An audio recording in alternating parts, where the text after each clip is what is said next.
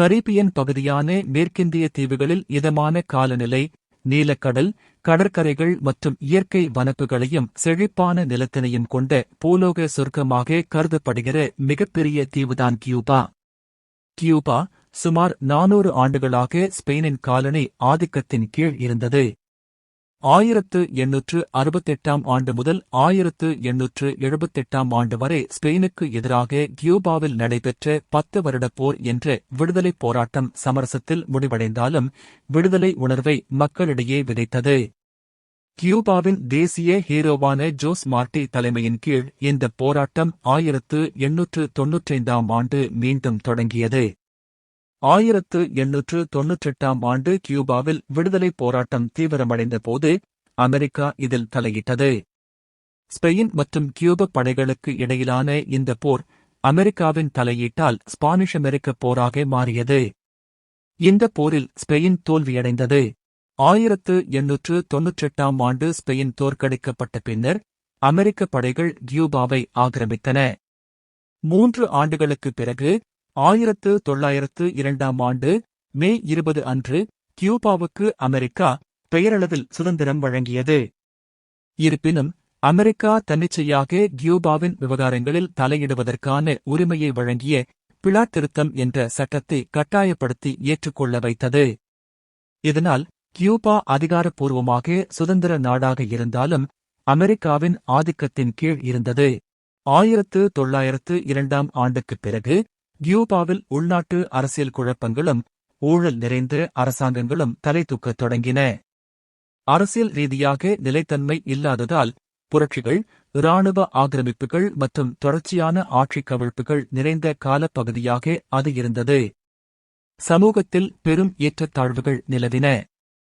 பெரும்பாலான செல்வம் மற்றும் நிலம் ஒரு சிறிய குழுவினரிடம் குவிந்திருந்தது.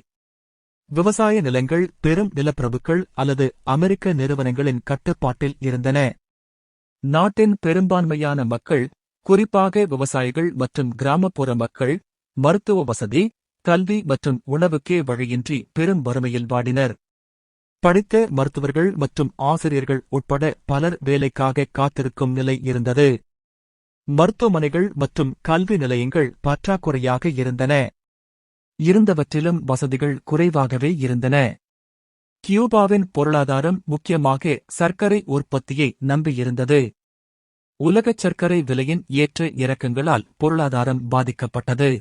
கியூபாவின் முன்னாள் இராணுவ தலைவரும் அரசியல்வாதியுமாக இருந்த புல்ஜென்சியோ பட்டிஸ்டா என்பவர் 1940 ஆண்டு மக்களால் தேர்ந்தெடுக்கப்பட்டு 1944 வரை கியூபாவின் அதிபராக இருந்தார்.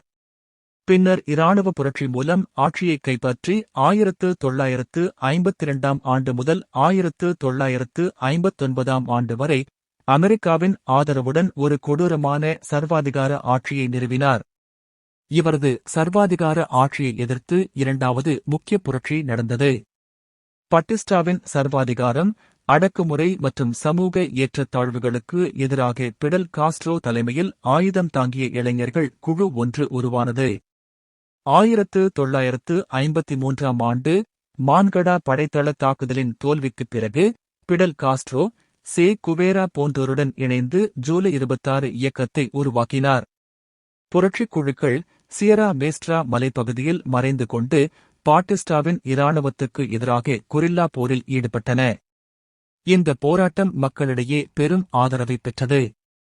தொடர்ந்து ஏற்பட்ட தோல்விகள் மற்றும் மக்கள் ஆதரவை இழந்ததால் சர்வாதிகாரி புல்ஜென்சியோ பட்டிஸ்டா 1959 ஆண்டு நாட்டை விட்டு வெளியேறி தப்பியோடினார். பிடல் காஸ்ட்ரோ தலைமையிலான புரட்சி வெற்றி பெற்றதன் மூலம் கியூபா அமெரிக்காவின் செல்வாக்கு மற்றும் உள்நாட்டு சர்வாதிகாரத்தின் பிடியிலிருந்து விடுபட்டு உண்மையான அரசியல் சுதந்திரத்தை பெற்றதுடன் சோசலிச குடியரசு நாடாக மலர்ந்தது. கியூபா 1959 ஆண்டு பிடல் காஸ்ட்ரோ தலைமையிலான புரட்சிக்குப் பிறகு சமூக மற்றும் மனித மேம்பாட்டுத் துறைகளில் குறிப்பிடத்தக்க வளர்ச்சியைப் பெற்றது. புரட்சிக்குப் பிறகு நிலங்கள், சர்க்கரை ஆலைகள், எண்ணெய் சுத்திகரிப்பு ஆலைகள் மற்றும் பயன்பாட்டு சேவைகள் உட்பட அமெரிக்காவுக்கு சொந்தமான பெரும்பாலான சொத்துக்கள் தேசியமயமாக்கப்பட்டன. சுகாதாரம் மற்றும் கல்வி ஆகியவற்றை அடிப்படை மனித உரிமையாக அறிவித்து நாடு முழுவதும் இலவச சுகாதார அமைப்பை உருவாக்கியது. மருத்துவர்கள் மக்கள் தொகை விகிதம் உலகிலேயே மிக அதிகமாக உள்ளது. கிராமப்புறங்களில் வாழும் மருத்துவர்களைக் கொண்ட முதன்மை சிகிச்சை திட்டம் நாட்டில் வெற்றிகரமாக செயல்படுத்தப்பட்டது.